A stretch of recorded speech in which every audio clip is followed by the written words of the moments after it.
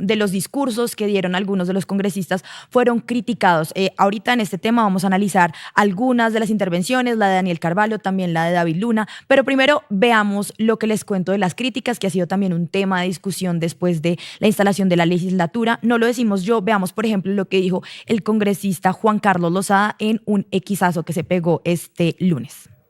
El senador David Luna, por segundo año consecutivo, se lució en su réplica al presidente Petro. De lejos es el mejor opositor que hay en el Congreso. Ver a los demás, excepto a Daniel Carvalho, que también lo hizo bien, da francamente pena. Discursos de una bajeza y de pobreza argumentativa total. Bueno, además de los personajes que comentó Laura que se llevaron los reflectores, como son David Luna y el representante Daniel, pues también nos fueron Miguel Uribe y el representante Polo Polo por sus críticas al gobierno, que muchos dijeron que eran poco inteligentes y no tenían como el carácter argumentativo que se esperaba de la oposición. Veamos lo dicho por Miguel Uribe y Polo Polo.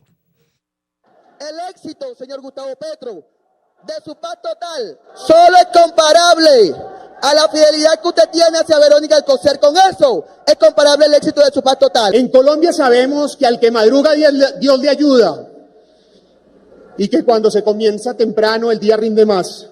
Presidente, yo quisiera saber si es verdad lo que dicen en todo el país, que usted se levanta después de las 9 de la mañana. Porque un país que trabaja así no merece tener un presidente que no lo hace.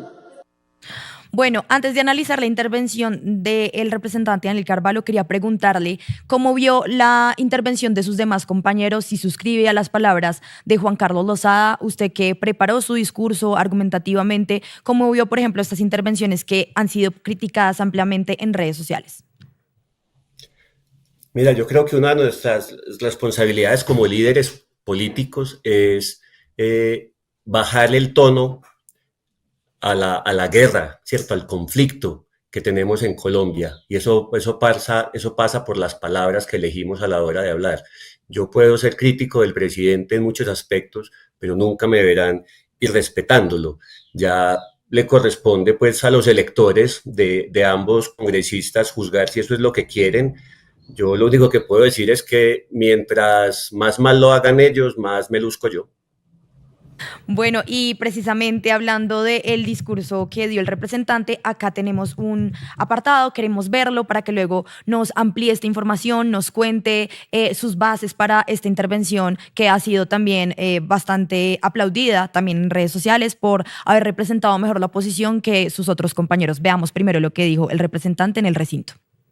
Preocupación porque el país no va bien en seguridad, por ejemplo, no va bien en términos de transparencia y de confianza institucional, por mencionar algunas cosas, no va bien administrativamente, a juzgar por los pobres indicadores de ejecución y por la altísima rotación en los ministerios, que hace difícil el trabajo de ustedes para gobernar y de nosotros para hacer control político. Y hablo de desilusión porque este recinto, señor presidente, que tantas veces lo vio brillar, y este país que mayoritariamente votó por usted y creyó en usted, ahora lo ve permanentemente atacando a la prensa y respetando al Congreso y además con una cantidad de funcionarios y aliados implicados en casos graves de corrupción. Alguna vez lo escuché decir que usted se aburría en la Casa de Nariño. Se le nota, señor presidente, en su actitud, en la desidia con la que atiende muchísimos de los asuntos del Estado. Por ejemplo, se le nota en la muy poca atención que le da a la grave situación de orden público que se vive en el Cauca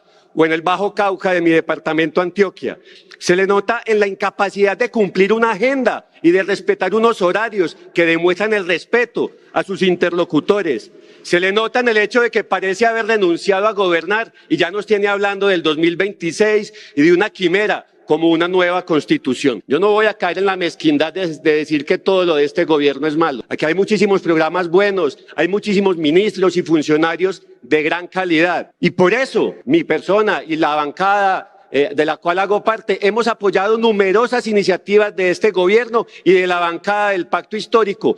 Todo lo que tiene que ver con libertades individuales, con garantía de derechos a poblaciones históricamente vulneradas. Todas esas iniciativas las hemos apoyado. A los señores congresistas, recordarles más bien que su compromiso es con Colombia y no con el presidente de la República. Y que hoy, Día de Independencia, Tenemos que hacer respetar la separación de poderes y la dignidad de nuestros cargos. Yo creo que no es mucho pedirles.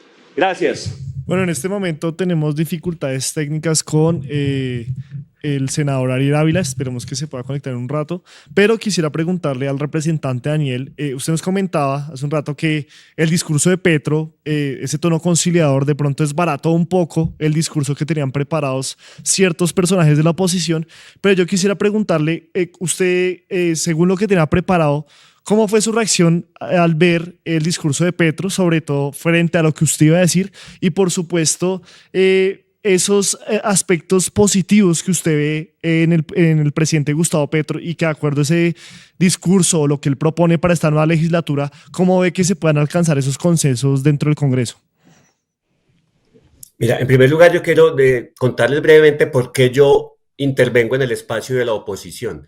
Resulta que el doctor Humberto de la Calle y yo, que somos los únicos congresistas del Partido Verde Oxígeno, desde que llegamos nos declaramos en independencia. Sin embargo, nuestro partido, pasando por encima de nuestra opinión, se declaró en oposición. Entonces, lo que yo he hecho, pues usando los derechos de los partidos de oposición, es darle una voz a los independientes, que somos una bancada creciente dentro del Congreso, y por eso es que hago uso de este espacio, aunque no soy propiamente de oposición o no me considero de oposición. Mi discurso, lo que yo quería decir, no estaba preparado en función de lo que el presidente Petro fuera a decir, ¿cierto? O sea, para mí no cambiaba si él llegaba en una tónica beligerante o en una tónica pacífica como la que usó. De modo que para mí eso no cambió nada. De todas maneras, me alegra que el presidente haya optado por este camino del respeto. Espero que se mantenga en el tiempo. Espero que sus ministros, sus congresistas y sus fanáticos también se contagien de este tono moderado y conciliador. Yo destaqué algunas cosas positivas. Por ejemplo, he tenido un trabajo estrecho y bastante bueno con los ministerios de Cultura y de Medio Ambiente. Con ellos hemos avanzado en algunas cosas. En materia, por ejemplo, de obras por impuestos, este gobierno aumentó el presupuesto de obras por impuestos a 1 billón de pesos y hemos avanzado correctamente. Entonces, a mí no me duele reconocer los aspectos positivos que ha tenido este gobierno. En la fallida reforma a la salud, nosotros, y hablo de toda mi bancada independiente, no entramos con ánimo de oponernos desde el principio. Presentamos casi 80 proposiciones, pero cuando ninguna de las proposiciones es escuchada o atendida por parte del gobierno, mientras sí se reúnen a escondidas con las bancadas de los partidos tradicionales, entonces terminan enviándolo a uno a la oposición. Yo espero que en la agenda legislativa ambiciosa que se plantea el gobierno para este año, pues por lo menos tengan la voluntad de escuchar, por lo menos entiendan que cuando uno emite una crítica no está intentando torpedear el proceso de cambio, sino que uno también como congresista tiene el deber y el derecho de analizar y juzgar y criticar e intentar mejorar los proyectos que presenta el gobierno. Pero si van a entrar con que todo el que no esté entonces es un fascista, no veo cómo va a prosperar su agenda legislativa. Vienen proyectos importantes, la reforma a la justicia, la reforma a la ley de servicios públicos, la reforma a la ley 30, que es la ley de educación superior.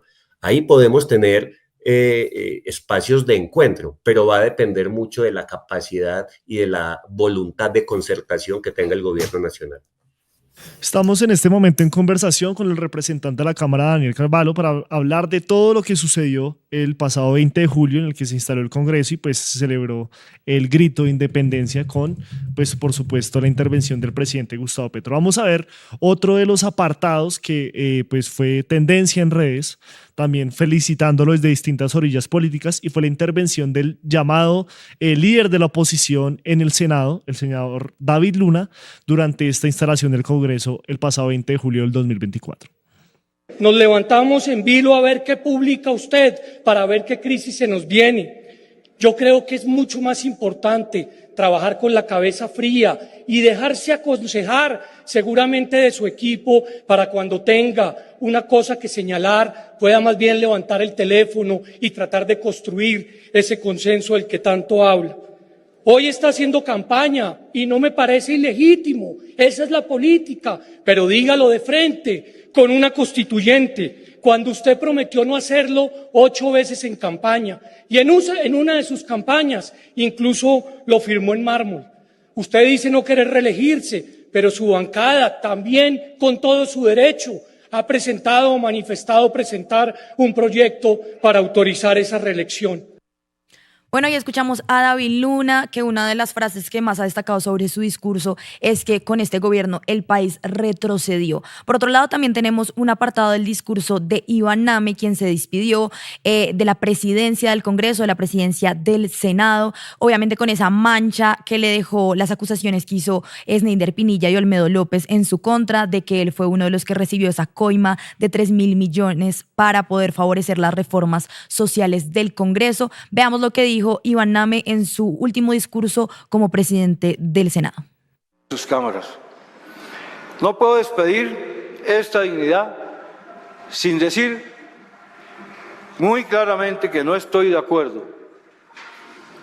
Ya será motivo del debate, pero me llevo la libertad de dejar siquiera la mención de mi parte con mecanismos de tránsito legislativo abreviado como es el fast track.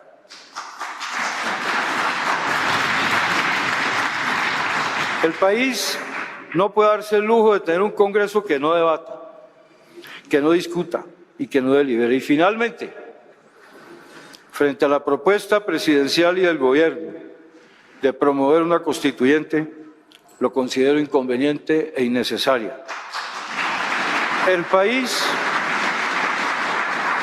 El país tiene todas las herramientas institucionales para enfrentar los retos que enfrenta, todo lo que requiere de gestión y voluntad política.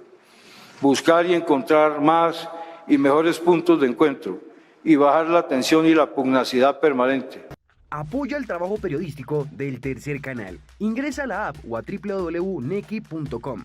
En la app ve al signo pesos y elige la opción enviar plata o a la opción recargar. Recuerda que en la página web escoges la opción recargar. Ingresa a la aplicación o a la página web de DaviPlata.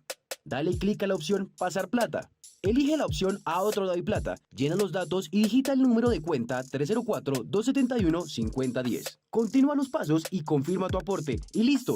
Juntos visibilizamos la otra Colombia. Si te gusta nuestro contenido y no quieres perderte nada de la agenda alternativa, suscríbete a nuestro canal y activa la campana de notificaciones. Recuerda darle like a este video y por supuesto compartirlo con tus familiares, amigos y conocidos. Así juntos visibilizamos la Colombia profunda. Recuerda, somos el Tercer Canal, la voz de los que no tienen voz.